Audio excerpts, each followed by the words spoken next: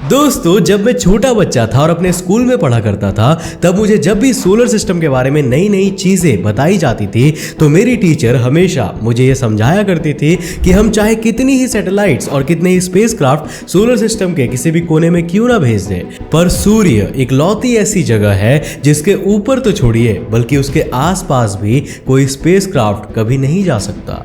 और कारण साफ था, क्योंकि सूर्य के चारों ओर इतना भयानक टेम्परेचर मौजूद है कि उसके आसपास अगर किसी भी तरह के मेटल को रख देंगे तो वो चुटकियों में पिघल जाएगा और उसका नामो निशान मिट जाएगा। अब उस वक्त मैं भी मासूम से बालक की तरह आंख बंद करके यही मान लिया करता था कि गुरुजी ने अगर बोला है तो सच ही होगा, और सूर्य शायद इकलौती ऐसी जगह है जिसको हम लोग कभी भी पास से जाकर एक्सप्लोर नहीं कर पाएंगे। लेकिन वो जमाने बीत गए जब किसी स्पेसक्राफ्ट का सूरज के पास भटकना भी मौत की दावत थी, बल्कि आज की 21वीं सदी के वैज्ञानिकों ने कुछ ऐसा करके दिखाया है जिसकी पिछली सैकड़ों पीढ़ियों में से किसी ने भी कल्पना नहीं की होगी। क्योंकि वैज्ञानिकों ने अंततः एक ऐसा स्पेस प्रोब भेजा है जो सूरज की सतह के पास से गुजरकर सही सलामत बच गया और उसने मानव इतिहास में सबसे हैरत अंगेज इतिहास रचा।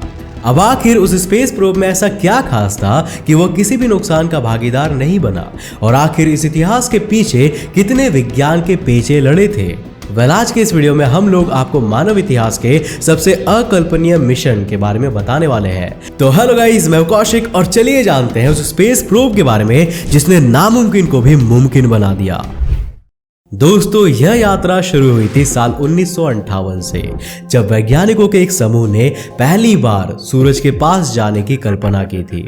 उस वक्त वैज्ञानिकों की उस टुकड़ी ने सोचा था कि अगर हम लोग किसी ऐसे स्पेस प्रोब को डेवलप कर ले जो इतनी ज्यादा हीट को रेजिस्ट कर पाए तो हम लोग आसानी से सूरज के वातावरण में पहुंच सकते हैं और वहां से नई नई जानकारियां जुटा सकते हैं। लेकिन अफसोस कि साल 2000 तक भी टेक्नोलॉजी इतनी एडवांस नहीं हुई थी कि हम लोग किसी ऐसे ऑब्जेक्ट को बना पाने का साहस कर सके, जिस वजह से उन वैज्ञानिकों ने जो कुछ भी थियोरेटिकली सोचा था वह बस उनकी सोच में ही रह गया और उनकी नजरों के सामने कभी भी हकीकत में नहीं बदल पाया। लेकिन इस आधुनिक युग में जब हमारे वैज्ञानिकों के पास इतनी टेक्नोलॉजी हो गई कि वह उस मुकाम तक सोचने की हिम्मत जुटा सके, तब जाकर उन्होंने भी यह तय किया कि अब तो सूर्य की सतह पर जाना ही जाना है। और बस इसी लक्ष्य को ध्यान में रखते हुए नासा ने शुरू किया प्रोजेक्ट पार्कर। इस प्रोजेक्ट के अंतर्गत उन्होंने एक ऐसे सोलर प्रोब को बनाने की पहल छड़ी जिसकी मदद से वह सोलर प्रोब बिना ज्यादा नुकसान पहुंचे सूरज को टच कर सके और हमें सूरज की सटीक जानकारियां दे सके। अब आप में से कई लोगों को यहाँ पर यह समझ में नहीं आ रहा होगा कि सूरज को टच करने का मतलब क्या होता है। दरअसल ये तो हम सभी जानते हैं कि सूरज एक ऐसा स्टार है जो पूरी तरह से हाइड्रोजन और हीलियम जैसे एलिमेंट्स के प्लाज्मा से बना हुआ है, जिसका इनडायरेक्टली यही मतलब होता है कि यहाँ पर कोई भी ठोस सतह नहीं मौजूद है जिसके ऊपर किसी भी तरह का ऑब्जेक्ट लैंड कर सके। तो अब ऐसी सिचुएशन में आखिर ये स्पेस प्रोब सूरज को टच करके कैसे आएगा? अगर सीधे तरीके से बताए तो सूरज को टच करके आने का मतलब यह है कि स्पेस प्रोब सूरज के कोरोना को टच करके आएगा। क्या बोला तूने? अरे नाराज क्यों हो रहे हो? यह अपने पड़ोसी देश वाला कोरोना नहीं है, बल्कि यह तो अपने सूरज वाला कोरोना है। आसान शब्दों में समझाऊं तो इसे आप हमारे सूर्य का आउटर एटमॉस्फेयर कह सकते हैं, या फिर एक ऐसी लिमिट जहां तक सूर्य की ग्रेविटी उसके सोलर विंड पार्टिकल्स को बांध कर रखती है।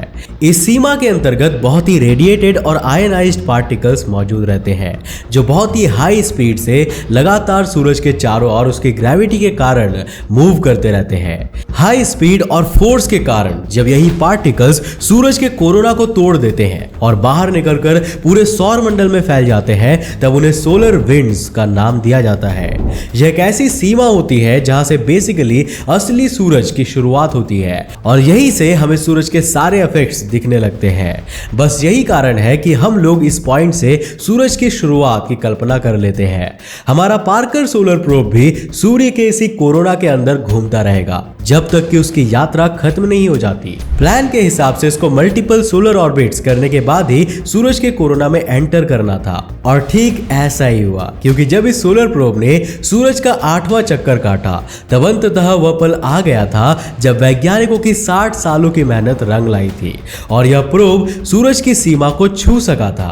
12 अगस्त 2018 को लॉन्च हुए स्पेस प्रोब ने अपने साथ कई उम्मीदों का बोझ अपने कंधे पर रखते हुए 14 दिसंबर 2021 की रात को आखिरकार सूर्य को टच कर ही लिया था। वहां से इसने अपनी पहली तस्वीर भी भेजी जिसमें आप हाई स्पीड से चलने वाले पार्टिकल्स को साफ साफ देख सकते हैं। लेकिन मेरा यकीन मानिए, यह तो सिर्फ पहली झलक है उस आने वाले चमत्कार की जिसकी हम सभी गवाह बनने वाले हैं। पर इस पार्कर सोलर प्रोब की कामयाबी की खुशियां मनाते हुए कोई इस बारे में तो सोच ही नहीं रहा था कि आखिर इतने गर्म तापमान में जहां कोई स्पेसक्राफ्ट टिकने की भी हिम्मत नहीं करता, वहां पर यह पार्कर सोलर प्रोब अभी भी जिंदा कैसे है।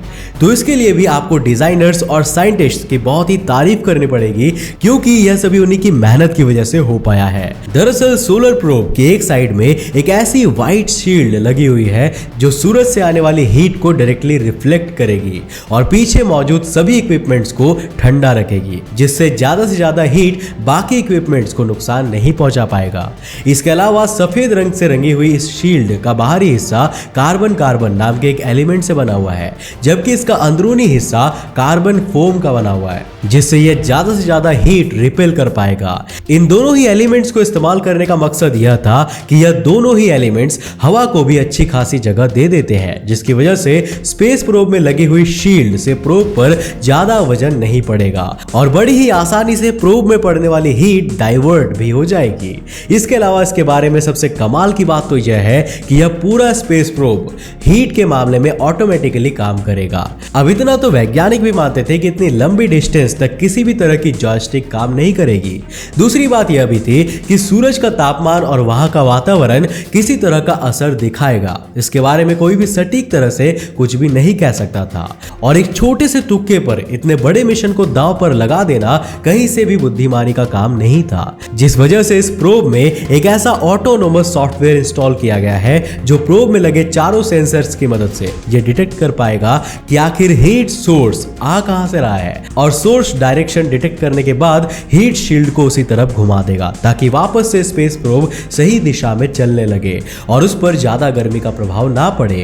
अब इसे कहते हैं भाई अक्ल की बात। इसके अलावा इस स्पेस प्रोब में हीट शील्ड के बिल्कुल पीछे एक कूलिंग सिस्टम भी लगा हुआ है जो पानी की मदद से लगातार सर्कुलेशन करते हुए हीट शील्ड समेत प्रोब के किसी भी हिस्से को मेल्ट होने से बचा कर रखता है। इसके अलावा इसमें और भी ना जाने कितने तरह तरह के इंतजाम किए गए हैं जिनके डिजाइन को किसी आम इंसान द्वारा आसानी से समझ पाना भी संभव नहीं है। और बस इन्हीं कॉम्प्लिकेशंस के साथ ही आज यह सोलर प्रोब अपनी असंभव यात्रा को जारी रख पा रहा है।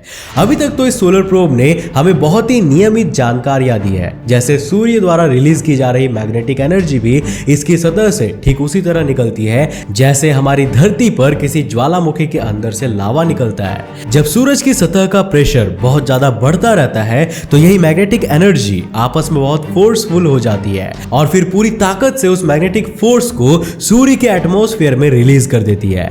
जब किसी सोलर पार्टिकल को इस फोर्स का ज्यादा डोज मिल जाता है तो वह कोरोना की सरफेस को पार कर जाता है और आगे किसी सोलर विंड की तरह सौर मंडल में तैरता रहता है। तो वहीं दूसरी ओर जो सोलर पार्टिकल्स इस कोरोना के अंदर रहते हैं वो सूरज की चुंबकीय तरंगों से बंधे हुए होते हैं, जिसकी वजह से वो उस समय तक सूरज को नहीं भेद पाते।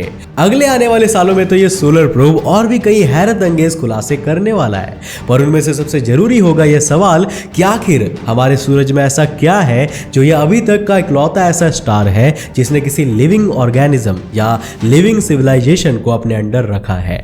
जितना कि हमने अंतरिक्ष और ब्रह्मांड को एक्सप्लोर किया है अभी तक की हमारी खोज के आधार पर, हम सिर्फ सूरज को एक ऐसा इकलौता स्टार मानते हैं जिसने किसी भी तरह के लिविंग ऑर्गेनिज्म को अपने साए में पनाह दी है। अगर हम लोग सूरज की तुलना में कुछ ऐसी खास चीज पाले जो बाकी के तारों में मौजूद नहीं है तो शायद हमें अपने इस सवाल का जवाब मिल जाएगा कि हम लोग ब्रह्मांड में अकेले हैं या नहीं।